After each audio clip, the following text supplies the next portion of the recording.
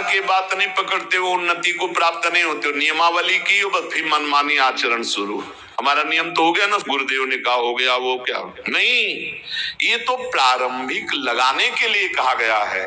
साधना का स्वरूप है अनन्य चिंतन, अखंड तैल धारावत निरंतर भजन, सातों दीर्घ काल निरंतर सत्कार सेवितो दृढ़ भूमि।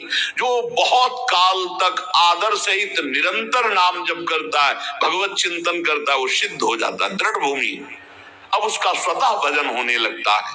भगवान कह रहे मत चित्ता, मेरे में चित्त। और चित्त का क्या स्वभाव है, जहां हम स्वीकृति करते हैं उसी का चिंतन करता है। जैसे हमने स्वीकृति कर लिया कि मैं पुरुष हूं, अब स्वाभाविक चिंतन बन रहा है, मुझे देखना है, मुझे खाना है, मुझे भोगना है, मुझे करना है, मैं। अब वो अहम सहित पूरी चिंतन वृत्ति इसी में लगी रहती। बोले भजन नहीं होता, क्यों? क्योंकि स्वीकृति गलत है।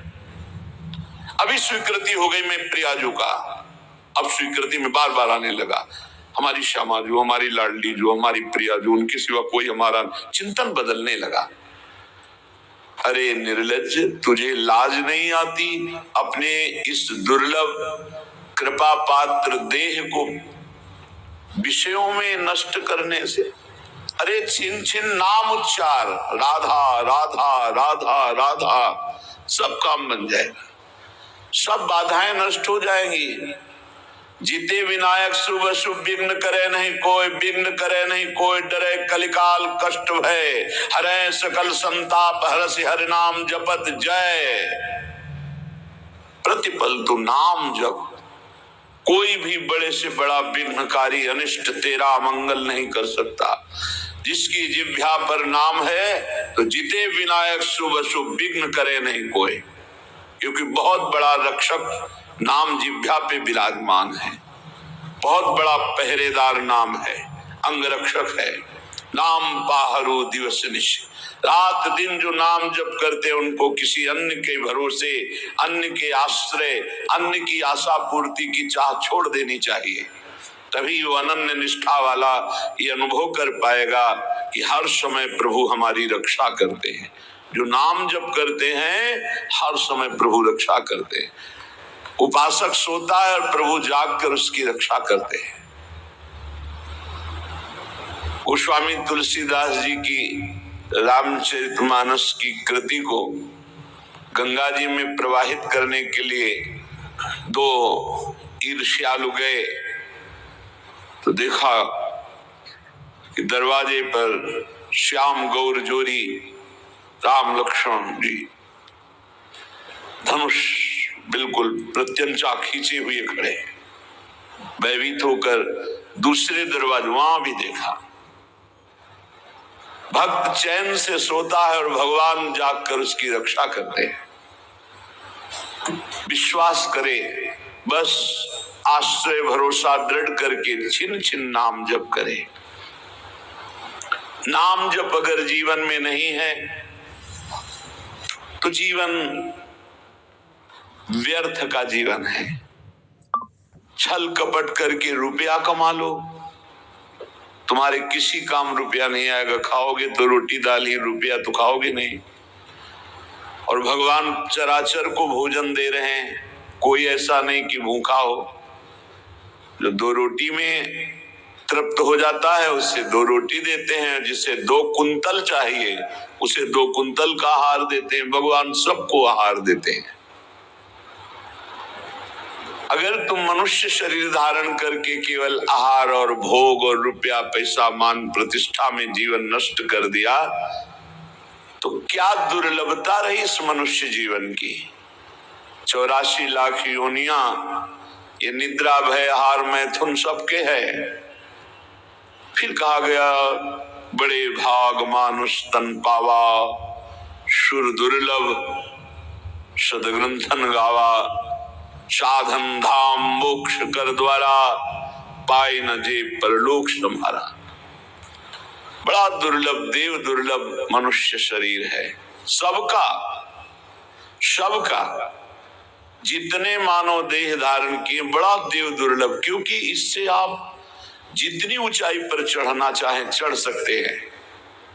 जितना नीचे गिरना चाहे गिर सकते हैं, लेकिन अन्य योनियों में कर्म के परिणाम रूप उच्च नीच गतियां होती हैं। वो नवीन कर्म नहीं कर सकते, आप नवीन कर्म कर सकते हैं। आप साधना करके मोक्ष प्राप्त कर सकते हैं, भगवान में तन्मय होकर भगवत स्वरूप हो सकते हैं, योग की दिव्य सिद्धियां प्राप्त कर सकते हैं, स्वर्ग ब्रह्म लोक जहां जाना चाहो, कैलाश साकेत वैकुंठ सब प्राप्त कर सकते हैं आप मानव देह में। पर भूल गए, हम वही भोगने में लग गए जो अन्य योनियों में स्वाभाविक मिलता है। अमर्यादित मैथुन पशु पक्षियों में, उसके लिए जीवन नष्ट कर देना, भोजन उसके लिए, बस इतना ही तुम्हारा लक्ष्य है, रसेंद्री और जनेंद्री का भोग मिल जाए। रुपया तो केवल भोग मिलता है इसलिए है, उसका कोई महत्व नहीं। वो महत्व है कि उसको हम भोग प्राप्त करने के लिए प्रयोग करते हैं, बस इसलिए रुपये में महत्व है। खास बात है रसेंद्री और जनेंद्री, इन दो के भोग। ये बड़ा गंदा शरीर है, बड़ा गंदा शरीर है। क्या इसमें देव दुर्लभ कहा गया है, पर देवताओं में ऐसा नहीं होता। निकल जाए तो सौरभ से वातावरण युक्त हो जाएगा, और आपके शरीर के हर जगह से दुर्गंध आती है, क्योंकि मल मूत्र बनाता है। विनमूत्र श्लेष्म पूषादिक भरितमिदम, इसमें क्या भरा हुआ है? मल मूत्र श्लेष्मा, गंदी चीजें। ऊपर से चमड़ी चिपकी हुई है, उससे आकर्षण होता है। अत्यंता अशुचि, बड़ा अपवित्र है। चाहे जहां स्नान कर लो, चाहे जिस तीर्थ में, एक रेशम के थैले में विष्ठा और मूत्र भर लो थैली में, और ऊपर से उसे कहीं भी डुबाओ, तो ये रहस्य जानने वाला कि इस थैले में क्या भरा है, वो कभी उसे छूना नहीं चाहेगा। चाहे जिस पवित्र स्थान में उसको गोते लगा के लाओ, यही लगेगा यह पवित्र है। इसलिए श्रीपाद करें अत्यंता अशुचि बीभत्स घृणास्पद और अपवित्र। क्यों? यही मलाशय मूत्राश्रय है, ऊपर से चमड़ी केवल है। हम नहा लिए तो बोले हम पवित्र हो गए, वो है अंदर। पवित्र तो हो गए जब भगवान का चिंतन होगा। अगर भगवान का चिंतन नहीं तो आप कहीं भी अपवित्र नहीं हो सकते। बाह्य और भीतर पवित्रता भगवान की स्मृति से है। अपवित्र पवित्रो वा सर्वावस्थांगतो विवाह, यह स्मरेत पुंडरीकाक्षम सवायाभ्यंतर शुचि। वो बाह्य और अभ्यंतर से परम पवित्र हो जाता है जो भगवान का स्मरण करता है। खास स्नान पवित्रता है भगवान का स्मरण। अगर बाहर से ना लिया, भगवान से संबंध नहीं, भगवत भजन नहीं, तो क्या है? चमड़ी भर धोली, अंदर तो मलई मूत्र भरा है। अत्यंता अशुचि बीभत्स घृणास्पद देहादौ नैव करचित। इस देह से अपना संबंध मत रखो। यहाँ संबंध की क्या बात, मैं ही हूं ऐसा माने हुए हैं। इतना जोर का संबंध है कि ये हम भूल गए कि हमारी देह है। हम ये मान लिए कि मैं ही देह हूं। देख लो आप कैसे, तो आप बोलेंगे गोरे काले स्वस्थ अस्वस्थ, तो देह का ही परिचय तो बता रहे। मैं को देह में मिला दिया। मेरा तो चलो थोड़ा दूरी करके वर्णन हुआ, लेकिन मैं ही शरीर हूं, बस यही भावना। कितना घोर अज्ञान अंधकार छा गया। कह रहे देहादौ नैव करचित, इस देह में मैंपन भूल करके भी मत करो, नहीं तो नष्ट हो जाओगे। क्या नष्ट हो जाओगे? बोले सर्वात्मार्थोर्विघ्नं कलय यदि मनोयोषिताम भावनिघ्नं जाएगा, क्योंकि देह भाव में भोग है। भगवत भाव और ब्रह्म भाव, दास भाव, सख्य भाव, कांता भाव, इनमें कहीं काम नहीं है। ये जो सिद्ध भाव है इनमें काम नहीं। देह भाव में ही सारी कामनाएं विकार हैं। अगर तुम इस अपवित्र देह में मैं को मिला दिया तो इसका परिणाम होगा बार बार जन्म, बार बार मरण, अशांति, चिंता, शोक, दुख, ये सब प्राप्त होगा। सर्वात्मार्थोर विघ्नम, ये परम आनंद में भारी विघ्न है शरीर। कब? जब मैं को शरीर में मिला दिया। अगर मैं को अलग करके देख रहे हो जो है, और शरीर को अलग करके देख रहे हो, तो आप इस पर शासन कर लोगे, नहीं ये गलत आचरण है, नहीं होने दूंगा। और मैं जब शरीर बन जाओगे तो आपको सुख बुद्धि होने के कारण ये ज्ञान होने पर भी कि ये गलत है, आप नहीं रोक पाएंगे। सर्वात्मार्थोर विघ्नम, केवल विघ्न ही विघ्न होगा, भारी दोष। शरीर राग से इतने दोष पैदा होते हैं, जितने ग्रंथ और पंथ हैं सब इसी के हटाने के लिए है, शरीर राग मात्र के लिए। शरीर राग से अन्य राग सब हैं। एक दो भाई, खेती का बंटवारा हो रहा है, कुछ हाथ खेती बड़े भाई वाले खेत में ज्यादा है। लड़ाई शुरू हुई, छोटे भाई ने मार डंडो बड़े भाई को मार डाला, छोटा भाई जेल गया, खेती वैसे ही पड़ी है। माया का नाटक तो देखो, एक का दिव्य मानव देह जो भगवत प्राप्ति कर सकता था वो मारा गया, एक का जेल प्राप्त हो रही, दोनों अज्ञान की दशा में जीवन को नष्ट कर दिए। एक कथा, पूरा संसार इन्हीं वासनाओं के खेल में। सर्वात्मार्थोर विघ्नम, जहां मैं को शरीर में मिला दिया गया, इतनी कामनाएं प्रकट हो गई, वासनाएं प्रकट हो गई, इतना अहंकार प्रकट हो गया कि विघ्न ही विघ्न, पूरा जीवन अशांति। अध्यात्म के बिना स्वप्न में भी कोई शांति प्राप्त नहीं कर सकता। चाहे जितना रुपया कमा लो, चाहे जितने अरबों की संपत्ति एकत्रित कर लो, तुम अशांत रहोगे, तुम चिंता युक्त रहोगे, तुम दुख युक्त रहोगे, तुम मृत्यु से भयभीत रहोगे और बार बार तुम्हें जन्मना मरना पड़ेगा। अध्यात्म के बिना कुछ भी प्राप्त हो जाए। ऐसे ऐसे राजा हुए जिन्होंने विश्व के माने हुए वैद्यों को पास रखा, विश्व की औषधियां रखी, बड़ी बड़ी व्यवस्थाएं रखी कि एक जरा सी छींक हो कि हजारों प्रकार की औषधि, वो भी मर गए। मृत्यु ने उनको भी मिटिया मेट कर दिया। क्या व्यवस्था करोगे? ऐसे ऐसे भोग विलासी चक्रवर्ती सम्राट, ऐसा ऐसा कहां सब खत्म। भूल मत करो, मैं को शरीर में मत मिलाओ। ये जो मिल गया है इसी को हटाना है। जड़ चेतने ग्रंथि पड़ गई, यद्यपि मृषा छूटति कठिनाई। निघ्न दुष्टेन्द्रियाणि प्रसभ मुदय भांजयुद्यतामर्षदंडई।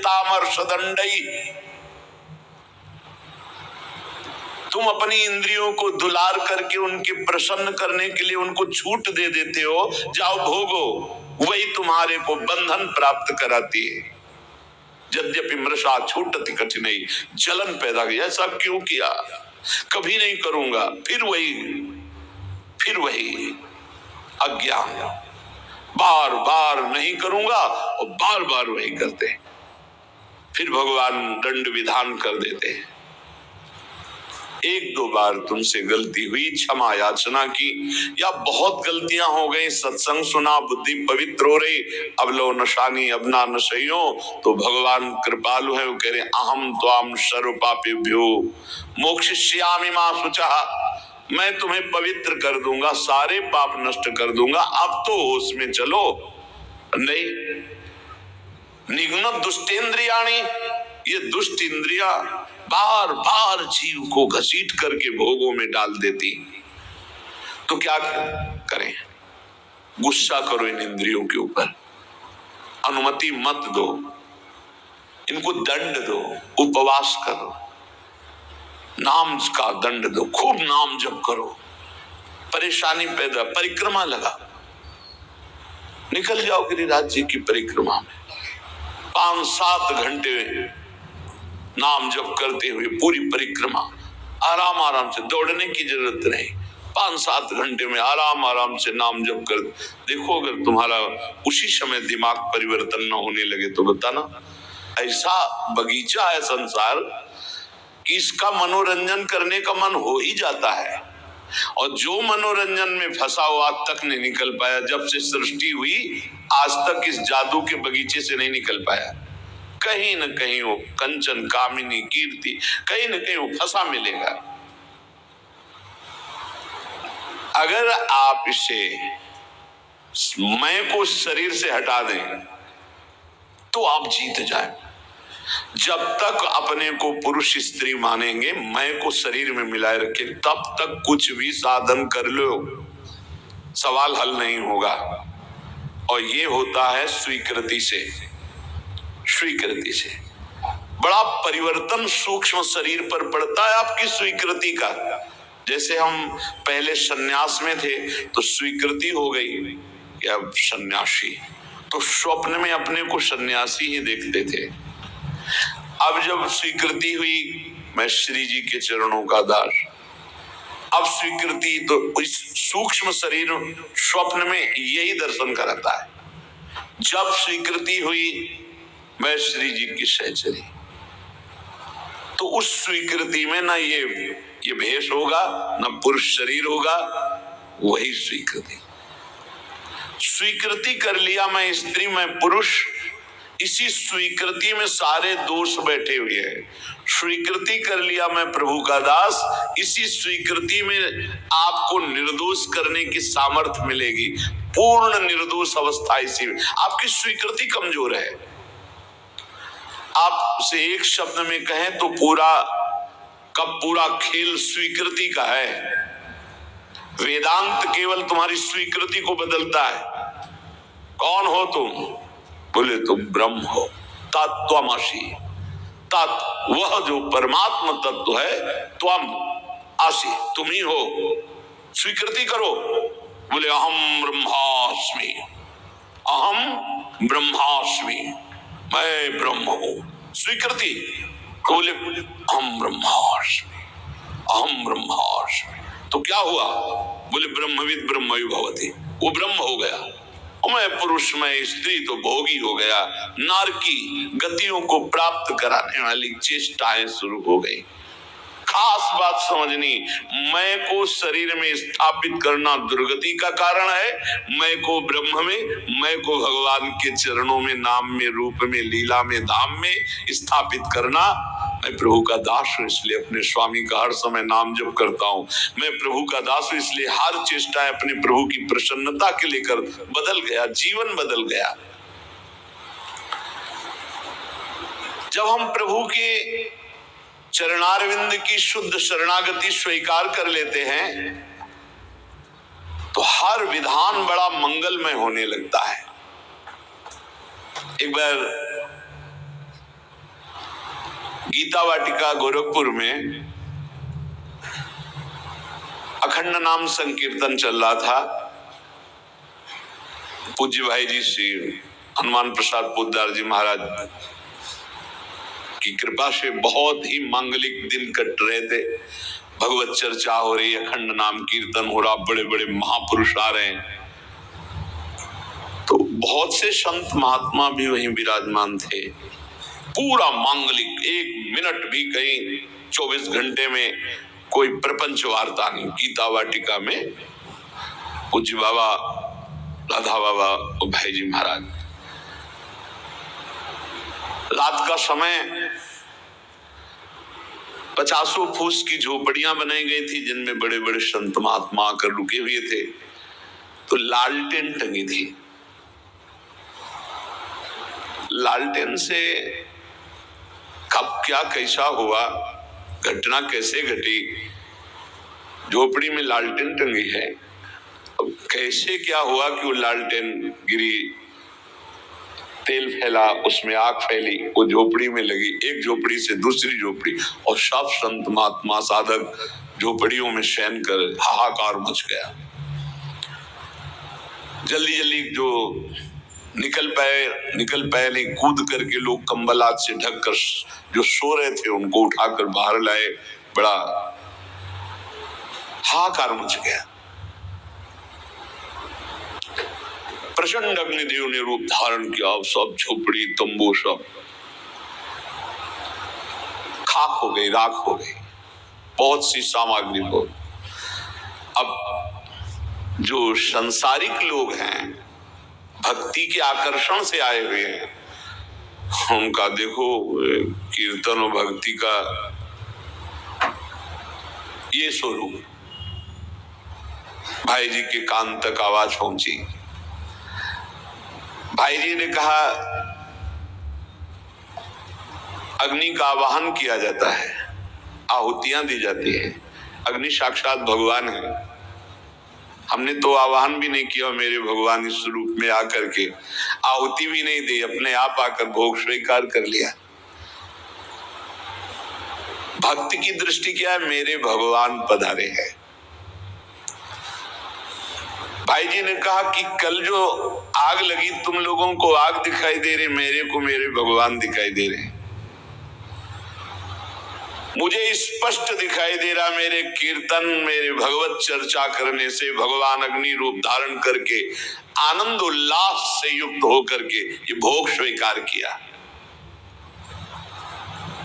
मुझे इस घटना में भगवान की कृपा दिखाई दे रही कि भगवान ने किसी का एक रोम भी नहीं झुलसाया, नहीं तो बहुतों के शरीर पूरे हो सकते थे, एक भी व्यक्ति नहीं मरा। और ये मेरी ही बात नहीं है, जो भगवान का शरणागत है उसको ऐसा ही अनुभव होता है कि भगवान की बड़ी कृपा हुई। नामदेव जी महाराज की कुटिया में आग लग गई, पूरा घर जल रहा था। लोग दौड़े, कुछ कंबल, कुछ वस्त्र आदि जो वस्तुएं निकाल पाए गया, सब जल गया था। नामदेव जी कीर्तन में मगन थे। कहीं एकांत में जब आए तो लोगों ने कहा बड़ी मुश्किल से ये वस्तुएं बचा पाए, और तो सब जल।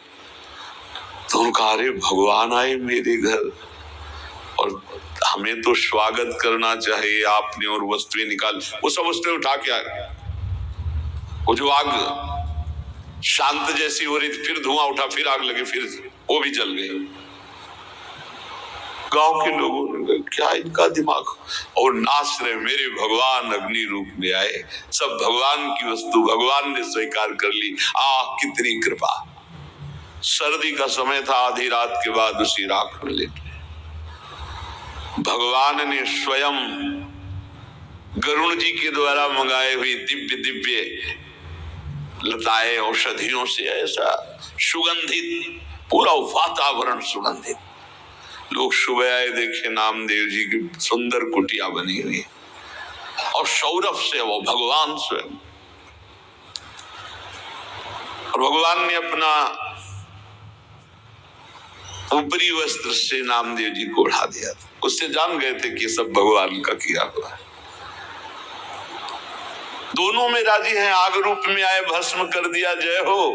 आप आकर के ऐसा निर्माण, जय हो आपकी, जोई जोई प्यारो करे सोई। लोगों ने कहा महाराज रातों रात इतना सुंदर तरण का महल बन गया एकदम, और इतनी सुगंधित, इतना आकर्षण, हम भी बनवाना चाहते हैं। बोले हाँ, हमारा कारीगर बड़ा महंगा है। कितना रुपया लेगा? बोले जितना है सब जला दो, उसके बाद वो आएगा। अपने घर फूंक तमाशा देखे तब हमारा कारीगर आता है, एक भी नहीं बचना चाहिए। आसक्ति और राग का विषय। भाई जी महाराज बोले जो उपासक सर्वतोभावेन भगवान को समर्पित है, चाहे वो भक्त हो या ज्ञानी हो, वो हर घटना में निश्चल और भगवत कृपा को देखता रहता है, और वास्तविक भगवत कृपा होती है। बहुत बहुत बहुत उत्तम। भगवान के विधान को आप समझना शुरू कर देना तो हर चेष्टा भगवान आपको ऊपर उठाने के लिए करते हैं। जो भगवान को समर्पित हो जाता है, एक सिद्ध महात्मा, बंगाली महात्मा थे, उन्होंने कहा, जे करे हमारा तार करी सर्वनाश। जो हमसे प्यार करेगा, देख लो, जे करे हमारा आस तारे करी सर्वनाश। क्या सर्वनाश? विघ्नों का सर्वनाश, विकारों का सर्वनाश, दुख का सर्वनाश, चिंता का सर्वनाश, जन्म मृत्यु का सर्वनाश। लोग डर जाते हैं। भगवान की भक्ति अविनाशी सुख देती है। जब तक भगवान नहीं मिलते तब तक ये खेल चलाते रहेंगे। भगवान जहां हो वहां से हटाते रहेंगे। पक्की बात है, जहां भी लगोगे वहीं से आगे बढ़ाते रहेंगे। हमारे लोगों का स्वभाव एक चिपकू स्वभाव, जिस विषय में चिपके बस उसी को जीवन भर लेके बैठे रहे। जिस बात को, जिस घर, जिस मकान, जिस शरीर, उसी में जितना कर लिया वो उतना ही, आगे नहीं। सच्चिदानंद तक पहुंचने के लिए भगवान कह रहे, जे करे हमारा तार करे सर्वनाश। जहां चिपकोगे वहीं दिया सिलाई लगा दी, आगे बढ़ो, आगे बढ़ो। और ऐसी जगह पहुंचा दिया जहां दो बचे ही नहीं। प्रेम गलियत साकरी तामे दो, दो नहीं है, दो नहीं, पक्का दो नहीं, भाई एक ही एक है, एक ही एको हम, एको ब्रह्म द्वितीयो नास। पक्का समझो, द्वितीयो नास्ति। ये जो दो दिखाई दे रहा है, द्वैत दिखाई दे रहा है, इसी का सर्वनाश करते हैं भगवान। इसी का नाश करते हैं, द्वैत का नाश करते हैं, अनेकत्व का नाश करते हैं, विकारों का नाश करते। इसीलिए सर्व शब्द है। जो नहीं समझता इस बात को, वो प्राकृतिक बातों में ले जाता है। जब तक ये शरीर मेरा है तब तक भगवत साक्षात्कार नहीं होगा। सुन लीजिए, जब तक धन मेरा है, मकान मेरा है, रिश्तेदार मेरे, नातेदार मेरे, संबंधी में भगवान की अनुभूति नहीं होगी। कल एक साधक प्रश्न कर रहे थे कि भगवान आप कहते हैं हर समय साथ हैं, कैसे साथ है, कैसे प्रमाण माने? उनसे यही था, जब तक शरीर को आप अपना मैं माने हुए, शरीर संबंधियों के रिश्ते नाते को सत्य माने हुए है, भोगों को सत्य माने हुए, तो आप सच्चिदानंद को कैसे देख सकते हैं? क्योंकि त्रिगुणात्मिका माया को देखने वाले नेत्र सच्चिदानंद को नहीं देख सकते। हर समय है, कोई क्षण ऐसा नहीं जिस समय हमारे साथ प्रिय प्रीतम ना हो। हर समय बिल्कुल एकदम नजदीक, एकदम नजदीक। शरीर भी नजदीक नहीं है, इतने नजदीक प्रिय प्रीतम रहते हैं। ये कब अनुभव होगा? हमें क्यों अनुभव नहीं होगा? तो गीता जी में भगवान स्पष्ट कह रहे हैं, मय्ये वमन आधत्स्व मयि बुद्धिम। मेरे में बुद्धि, मेरे में मन। भगवान कह रहे, हमारा मन कहाँ लगा हुआ है? शरीर में, भोगों में। बुद्धि कहाँ है? संसार में। मय्ये वमन आधत्स्व मयि बुद्धिम निवेशय। तो निवेशस्य से मय्येव अत ऊर्ध्वं न संशया। बिल्कुल संशय नहीं, तो मेरे में ही निवास करेगा, मेरे में ही निवास करेगा। अब इस राशि को समझ ले, मेरे में ही निवास करे मतलब तू रहेगा ही नहीं, मैं ही मैं रहूंगा, मैं ही मैं। श्री कृष्ण ही ब्रह्म नहीं, माया नहीं, नहीं जीव नहीं काल, अपनी सुदिना रही एक रहे हो नंदलाल। ये समझो, केवल हमारा कर्तव्य इतना है इस मानव देह को लेकर, मय्ये वमन आधत्स्व मयि बुद्धिम निवेशय। मैं अपने मन को, बुद्धि को प्रभु के चरणों में समर्पित कर दूं, बस इतनी साधना है। इसके आगे की सारी बात अपने आप अनुभव में आ जाएगी कि मैं कौन है और तू कौन है। अब ये समर्पित कैसे हो? भगवान ने तो आज्ञा कर दी, मय्ये वमन आधत्स्व मयि बुद्धिम निवेशय। तुम्हारा कर्तव्य है कि तुम अपना मन और बुद्धि मेरे में लगा दो।